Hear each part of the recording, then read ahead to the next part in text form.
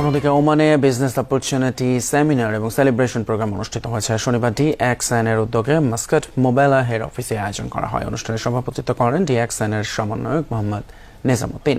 যৌথ সঞ্চালনায় ছিলেন মোহাম্মদ রাকিব ও হেদায়েতুল্লাহ বাকের। অনুষ্ঠানে প্রধান অতিথি হিসেবে বক্তব্য রাখেন ওমানের আরবিক টপ লিডার সালেম মুফারসি এবং হিলাল রাশেদ আল মুশাফরি।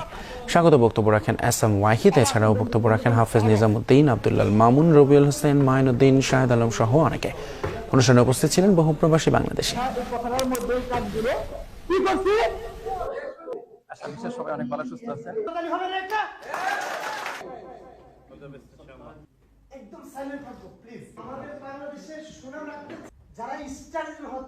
বর্তমানে ওমানের প্রবাসের বন্দী জীবন থেকে মুক্ত হয়েছে আলহামদুলিল্লাহ, একমাত্র DXN বিজনেস করার কারণে। DXN এটা এমন একটা প্ল্যাটফর্ম, এটা এমন একটা অপরচুনিটি, যে অপরচুনিটিটা প্রবাসী থেকে শুরু করে গ্রিন থেকে শুরু করে সকল শ্রেণী, জাতি, ধর্ম, পেশা সকল মানুষ